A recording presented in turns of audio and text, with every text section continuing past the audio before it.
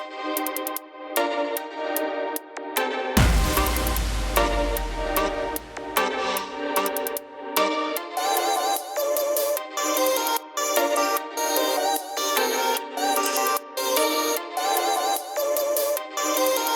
guys, it's JohnyTechReview. Today I have a quick review for you of this REXING HD18 dashcam. As you can see here, this is everything that comes in the package. You have the dashcam itself, you have a user menu, you have a suction mount, you have here some screw to mount the back camera, you have a mini USB data cable, you have the rear camera here along with a very long cord that's designed to hook to the rear of your license plate along with a power tap for the brake light. And then here you have the cable for the power for the unit. So this user menu here have a decent amount of instruction explaining you a lot of the features of the camera.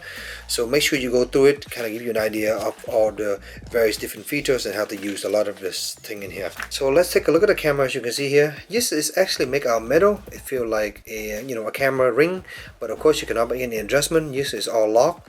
This lens here is 160 degrees, so it has a pretty nice viewing angle. Up front here you have the speaker here. On the side you have a SD slot. There is some button here. You have the menu and the up and down button. On this side here you have the OK button, you have the mute button, you have the lock button and the power button right here. And then up top you have the COM port. That is for the rear camera, and then there's the USB port for the power. One thing I noticed with this mount is that when you're mounting this mount actually get in the way, so it is impossible to use a straight shot USB cable. So if you have one of those straight USB cable, you can't really put it here for the angle, so you kind of have to use the angle USB port that they give you. So along with the dashcam, they give you this nice SanDisk Ultra 16GB Class 10 SD card. This works pretty well.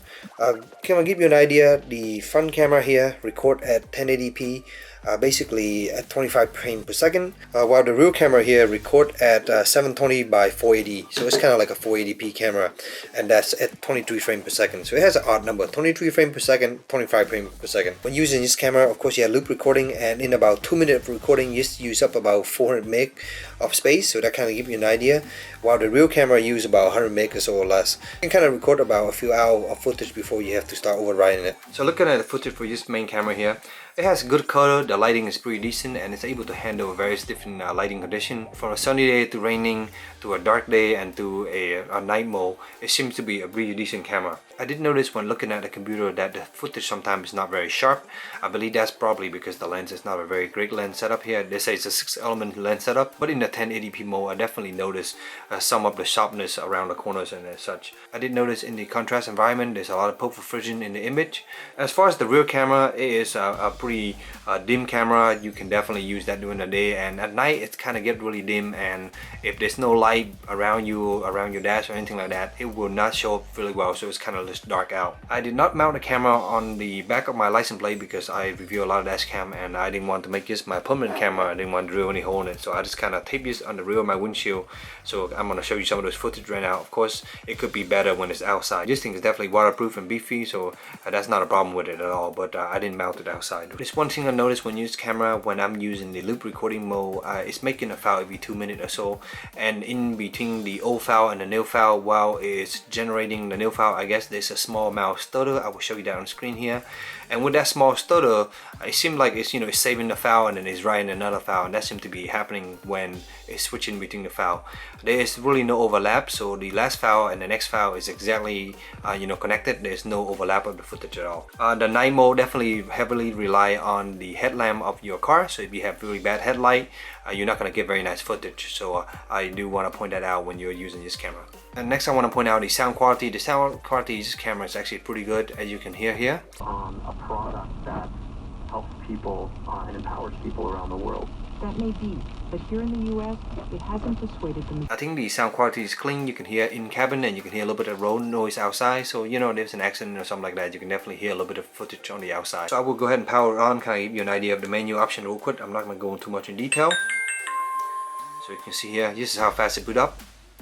And of course, in the dashcam, it will automatically come on and start recording, as you can see right out here. This is a 920 by 240 screen, I believe, and you can see it's a pretty smooth screen, no problem at all, very smooth. So if I go to the menu screen here, as you can see, these are some of the options you can set.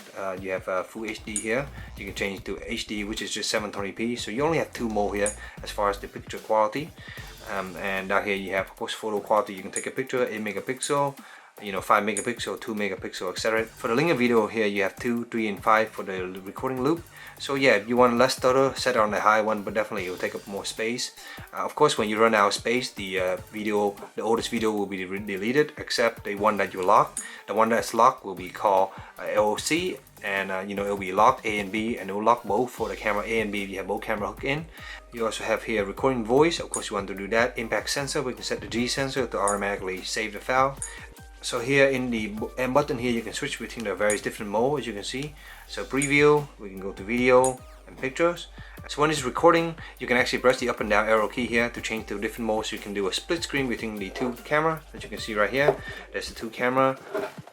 So you can do a switch screen between the two camera. You can also do the main camera, the secondary camera, or you can just do picture in picture. So those are the different modes that you have on this guy. So overall, this REXING HD18 Dashcam has a pretty nice, decent amount of features. You have two camera here that you can record. One is very low resolution, that's the rear backup camera right now. Front camera also has a decent night vision. When you go into night mode, it will detect that it's low light, and then it will kind of switch into night mode. There's no LED at all. It just kind of enhance the image, and they look pretty good using my headlight in my car. So definitely your headlight determines a lot of the quality of the camera at night. So that's pretty much conclude my quick review of this REXING camera. I hope it helped you in your budget decision. If you have any question, let me know in the comment below, and as always, stay tuned for future review. Thank you.